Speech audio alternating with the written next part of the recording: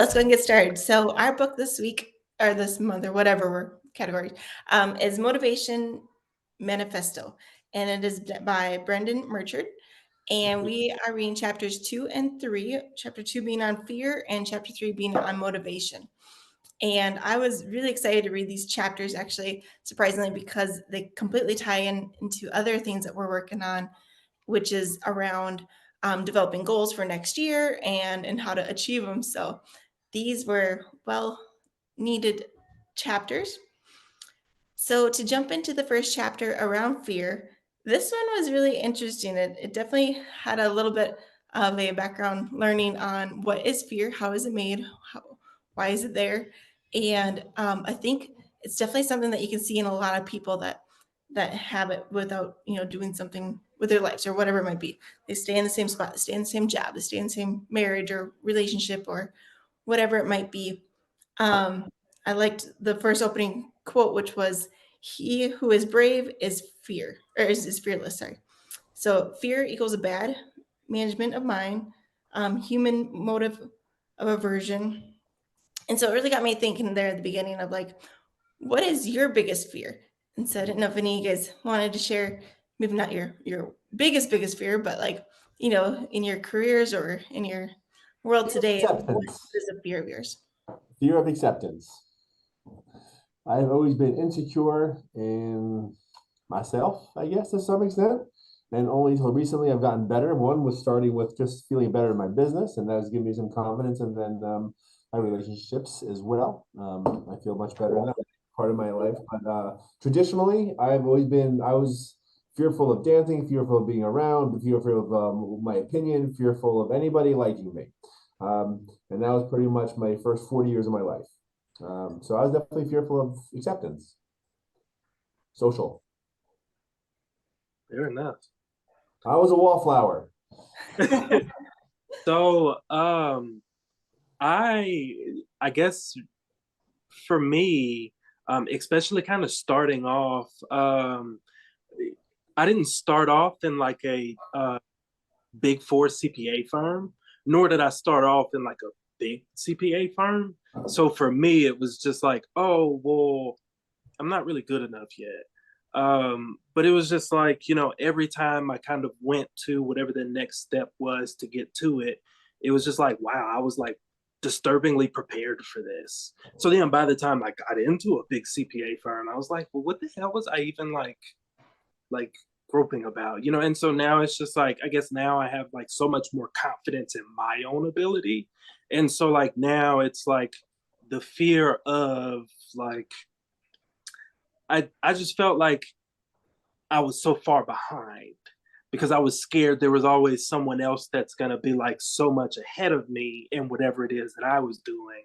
But it's just like, now working with other people that are either better than me at something or as good as me as, some of the things that I'm good at, it's like, but still consulting with them. It's just like, I'm not fighting against anybody at any firm I'm working with. I'm not fighting against any partners. I'm not fighting against clients. It's just like they're there for your specific expertise. And it's just like, I think I was always scared of, no, I don't have that specific expertise. It's like I was just scared of saying it. It's like I do have it.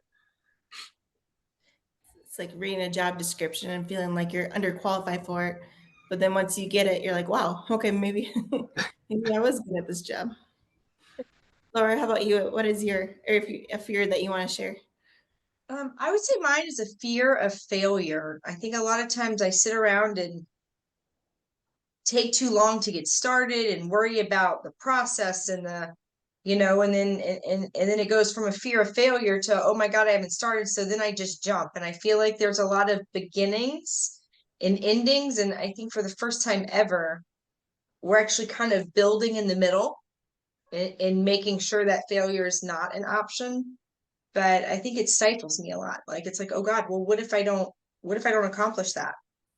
I don't want to say that out loud, because if I say it out loud and then it becomes real, and if it's real and I don't do it, then what is everybody going to think of me? And then am I going to be enough? Like, it's a perpetual cycle of are you enough and are you going to fail? Are you enough and are you going to fail? So it's just I think a hard cycle to get off of for sure. Mhm. Yeah, I'd have to agree. My biggest fear is definitely failure and around so many things. And it's just failure or fear of failure, which causes me to be fear to even start. And I think you're right. Like what will people think if you tell too many people? But that's the big thing is it's like maybe you gotta tell a lot of people that way it might make you do it. You have no choice but to succeed now. That's been a little bit more my perspective the last couple years, and my production has gone way up. I will tell you, the more I say it out loud, and I don't, for me, I don't know if it's making me do it, or if I just really believe that much into speaking into existence what you want. I think if you keep it all inside, well, then no one knows that that's your goal or that's your hope or that's your dream or that's your whatever. I mean, saying it, most people actually probably want to help you. They just don't know how if you don't talk Exactly. And about whatever that is. I feel like it could even almost kind of be looked at as like taking affirmations to another level. It's just like, in counseling and therapy, that's all they tell you about. It's just like the affirmations and kind of the power behind them. Well, if you add on top of that, almost kind of putting your affirmations on other people in a sense, or just speaking them to other people so that other people kind of understand it as well. And then to your point, Laura, it's just like, okay, well then next time somebody comes and says, hey, I know you're wanting to do this because I hear you talk about it. It's just like it adds that much more of an affirmation because not only is it coming from something you said, it's coming from somebody else. So, yeah.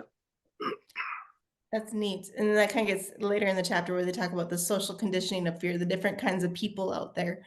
But we'll get to that too. And who are they? And it, reflect on ourselves of who are we to people.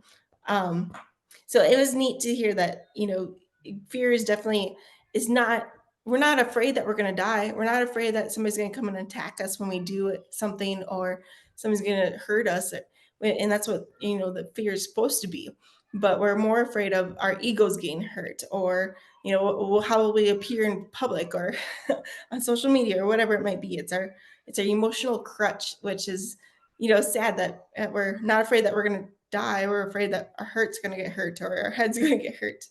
And it's kind of interesting how much we've evolved over, since the caveman style. He had made the example of like public speaking of he's being more emotionally scarred from it versus somebody attacking you while you're on stage. And it's that ego of I am afraid of taking over, that's the ownership of it. It's I, not so that's that fear is greater than your desire, self-protection. So one of the topics was fear rules us if we let it. And so that's neat too, is like having that responsibility for our emotions, what we want it to be. Fear will win if we let it. And so I wanted to ask you guys, where do you guys see that fear is stopping you in your lives? If you'd like to share. I think lack of education makes me fearful. And so I think that sometimes I know what I want to do, but I don't necessarily know how to get there. Like right now, I have my Roth IRA and it's been with my same financial advisor for years and it's been the same dollar amount for years. And we want to move it and we want to do something. And so Craig like found something to do with his and he just jumped and he did it. Not me. I'm like, and I guess that my fear to me comes from my hand being closed, right? Instead of being of the mindset, just go make more. If that doesn't work out, it just means you'll be smarter next time you invest or do whatever, learn from your mistakes, right? Education costs money. And so for me, I guess it's really coming from a lack of abundance perspective. Mm-hmm.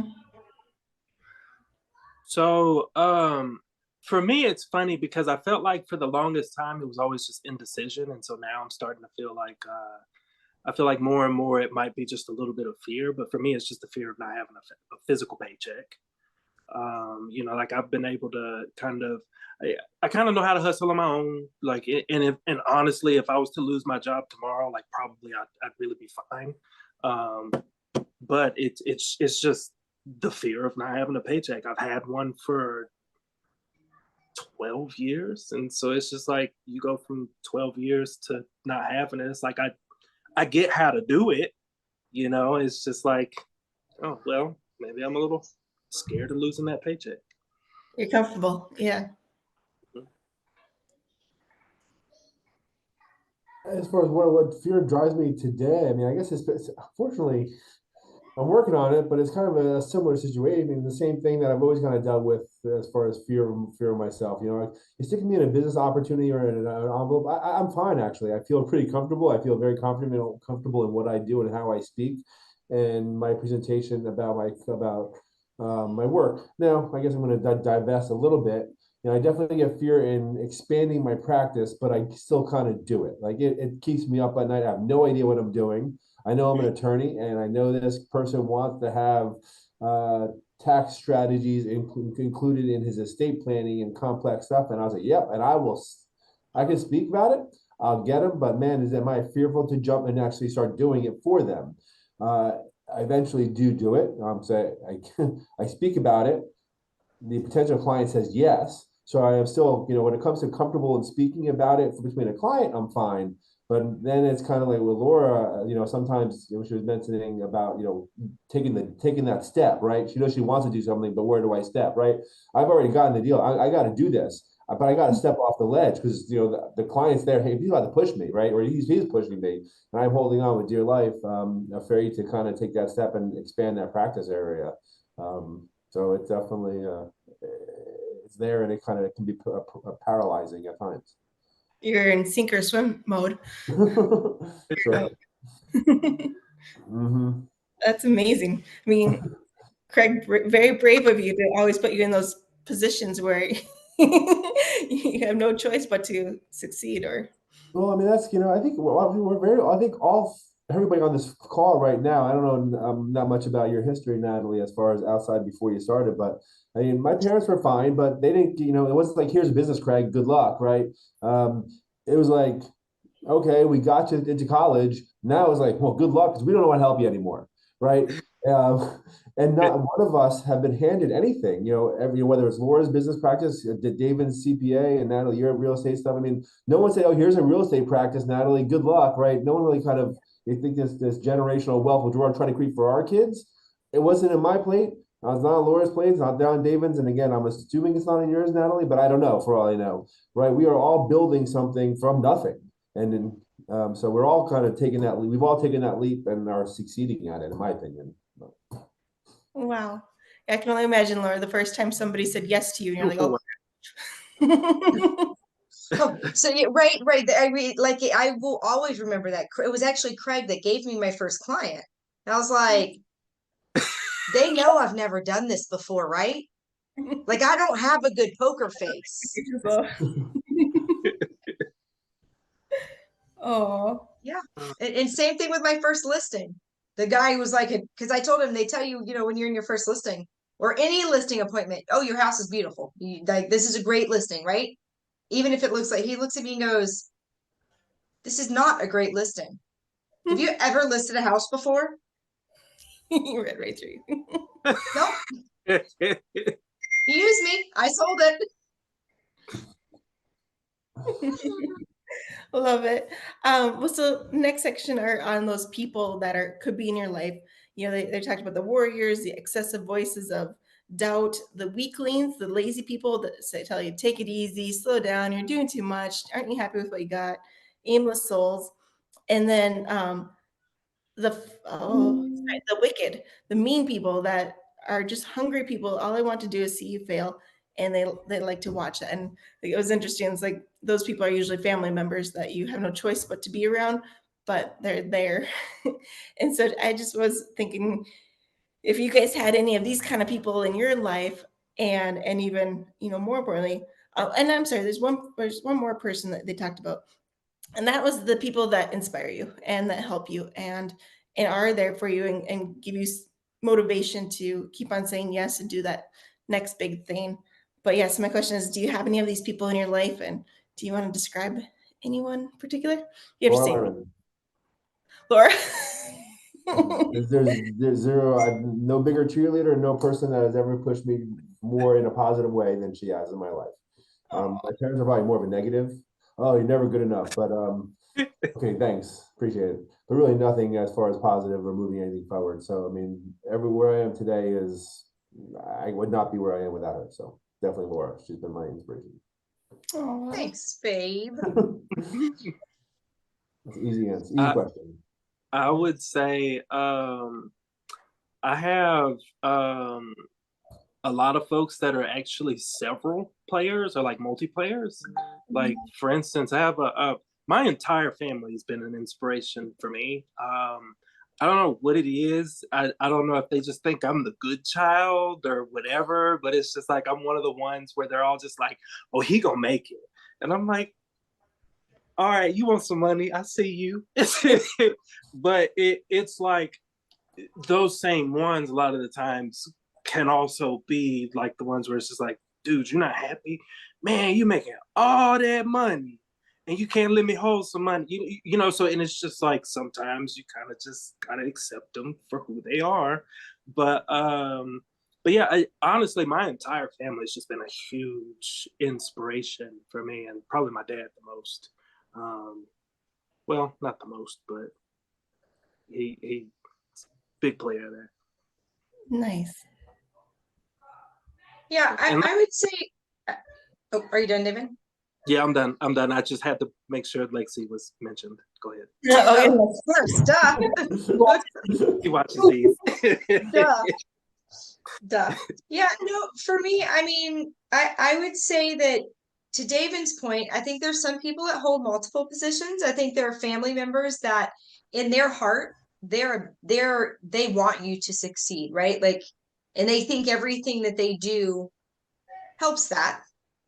And in reality, some of those same people have habits or things that they do or say that maybe impede that. And so I think, you know, Craig and I have created a unit inside our home that is extremely peaceful. It's not perfect. I'm not saying nobody ever yells and nobody ever does, but more love and grace is offered under our roof than the opposite. And I think a lot of homes are flipped that. There is love and grace and there is turmoil, but I think a lot of times there's a lot more turmoil. And the way that Craig and I have chosen to raise our children and to be in relationships with people is, to your point, David, meeting them where they are, right? Not finding our happiness out of our expectations of them meeting or not meeting what we expect them to do, say, or feel when we do something.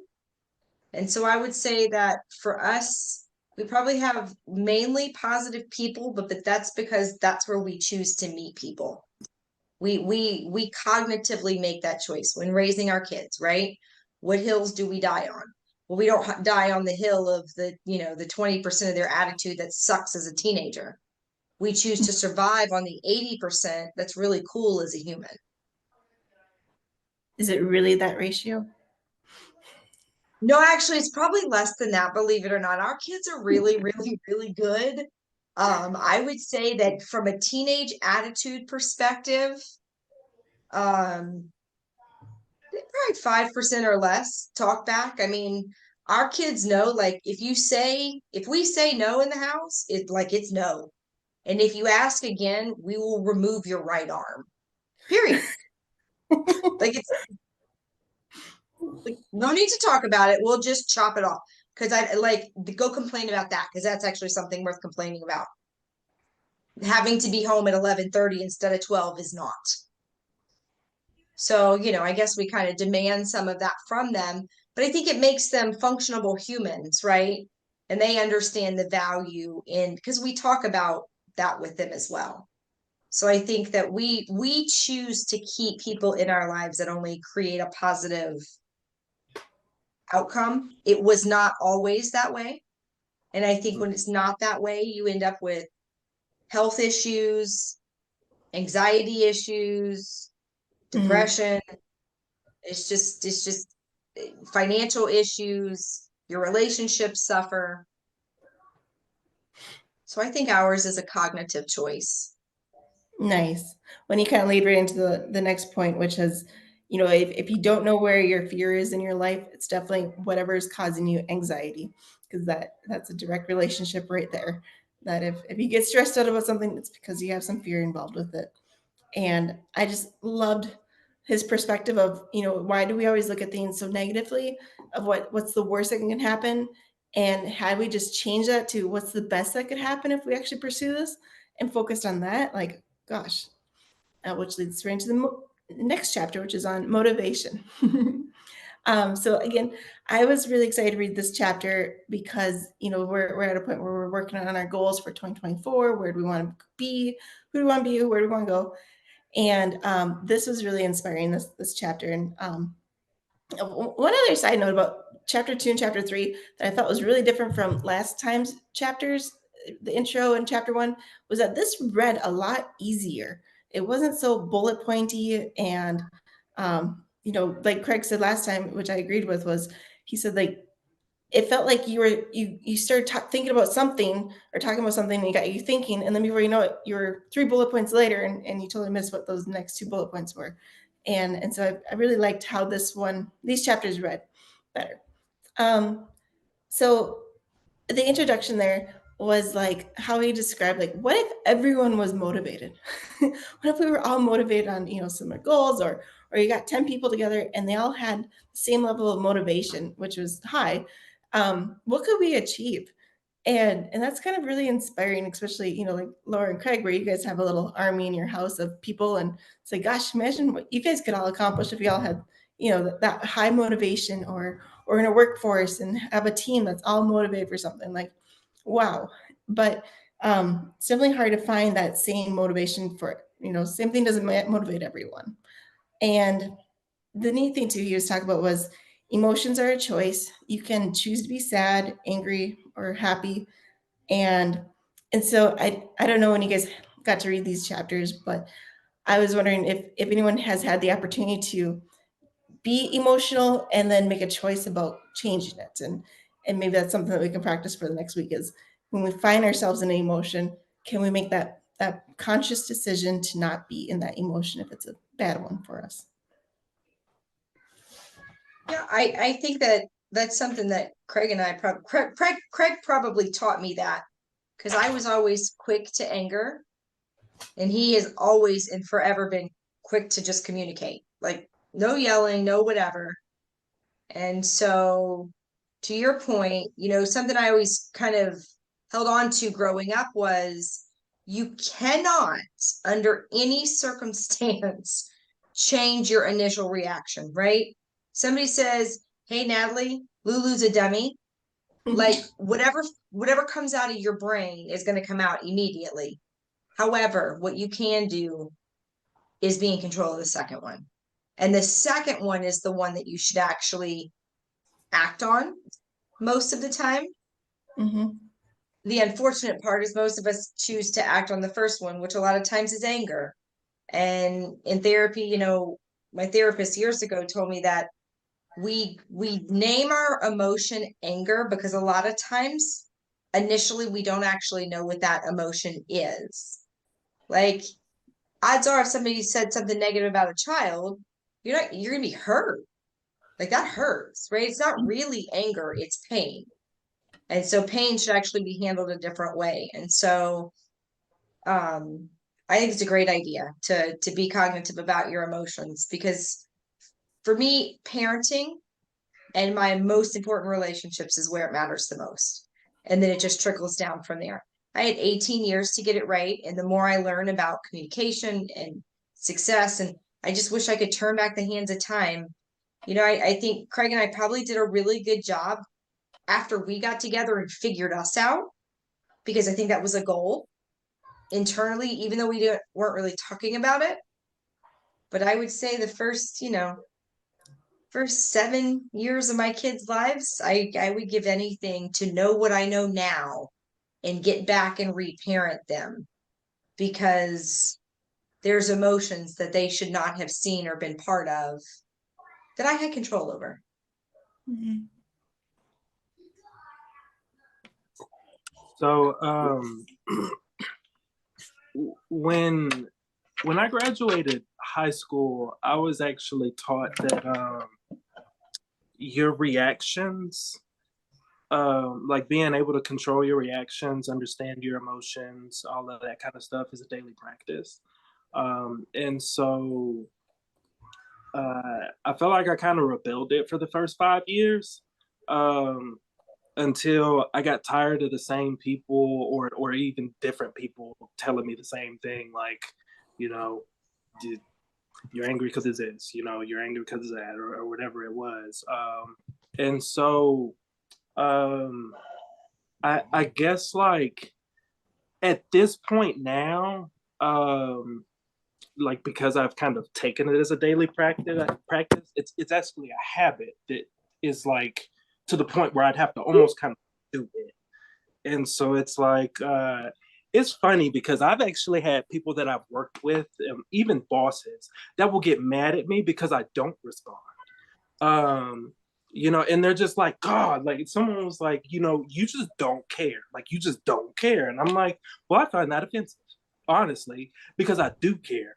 I just can't, I just don't want you to see my reactions. You know, there's no need to. Like I can control them, right? We can quickly move past this so that I can go ahead and start working on whatever it is that you're mad at me about. But it would always just make people so much more angry. But it's like for me, it was almost kind of that much more fun because it drives people nuts. It's like, oh man, I can't get a rise out of this guy. It's like, well, you can try. you probably can. It's just like, you know, you just may never see it. So And you probably did, you just didn't reveal it.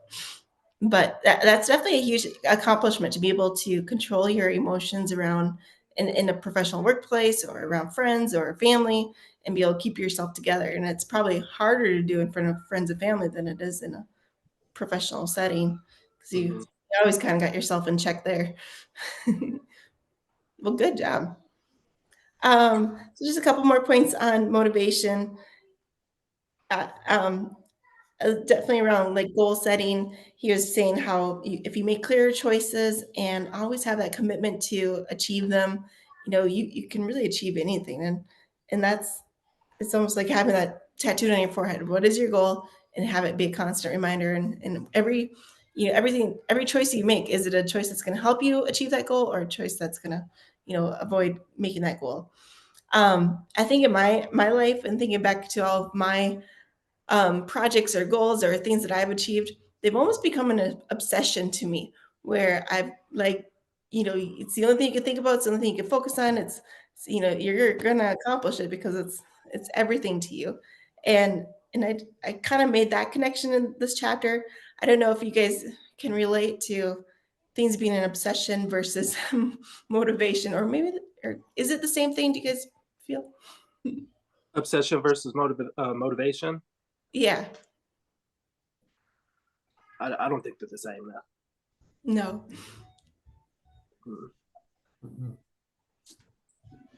I Do you think an think they are? obsession could have negative influences over your life, whereas a motivation should be motivating you to do something positive. But I guess it could be motivating you to be doing something negative. I don't know. I feel Maybe. like but the reason I feel like they're different is so an obsession is kind of creates motivation, right? But it's not motivation in itself, right? You obsess over something, whereas a lot of the time something motivates you. Are you on it twice? Yeah. He wants to answer this question twice. but yeah, that's kind of how I felt about it. That's true. It can definitely have some negative effects where you're almost, you can't think of anything else. So finally, the last question I had for the group was, what more would bring joy to our? Well, I don't know if it's a question, but you know, it's kind of neat to, you know, similar to the last chapter question of where would you be with I'm sorry, what do you find with anxiety, being fear, and then looking at our lives? And, I think I'm really proud of all of us. I feel like we're all at a pretty content stage and happy. But, if you need to find something to focus on, or a project or a goal to make, I think a good question is where could you be more happy? Where could you find more joy in your life? What would give you more joy? And that's a good way to identify what that next goal should be. So I thought, Right. I I like to look at it as a producer or a consumer. Sure there. We're gonna do some minutes. Okay. Fair enough. So can y'all hear like the echo? I'm sorry. But anyway, I think I'm kind of looking at it as being a producer to a consumer.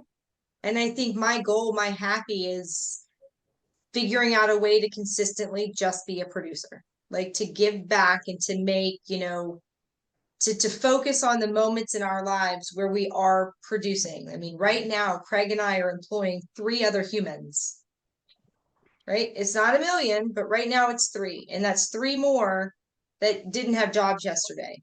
Or we're, and so I think I think it's a great question, Natalie. And I like the way you asked it, because I'm going to focus on that. And I think that's going to be my 2024 goal. I think that's it right there, is just to be a producer and not a consumer, because I think in production, you are happy in all aspects of my life. wow. Beautiful. Yeah. Go ahead. Okay, so I feel like I've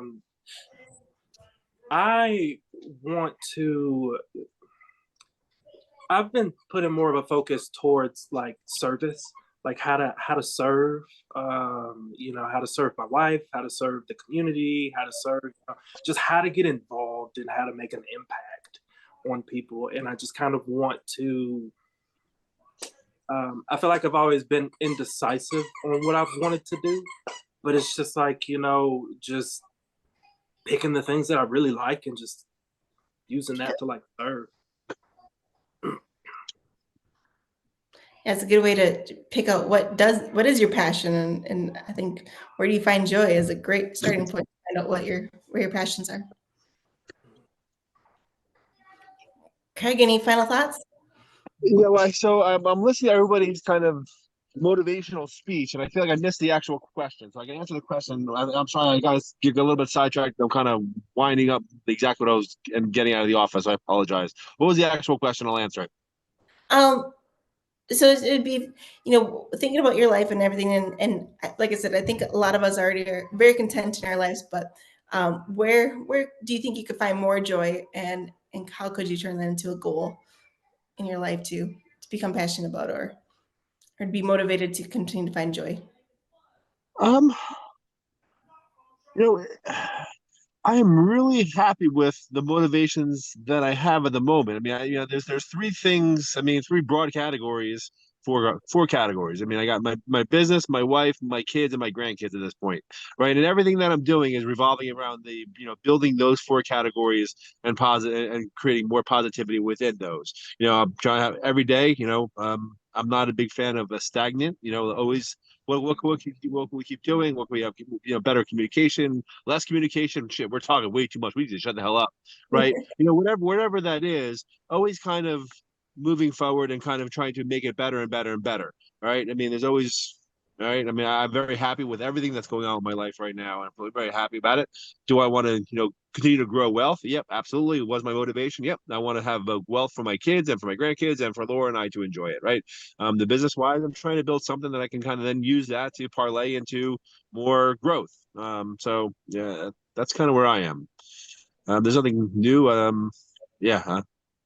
You'll continue to find the new things as they come, but no, that's good too. I mean, we'll have a lot of open projects that we should probably wrap up before we start new ones too. But yeah, it is. I really found these 2 chapters unique because it got me. I put a little column on the right side of where I started writing, my goals for next year, and different things that were coming to me that based on these different thoughts. And like I said last time too, that there's a lot of questions that get asked in this book that are more journal entries that you should answer versus just reading through it and being done with it. So definitely liking this book more now, now that it reads better. So for next time, we're going to read chapter 4 and 5. And then, yeah, any final thoughts on fear or motivation? All right. Have a great day, everyone. Thank you. Thank you too.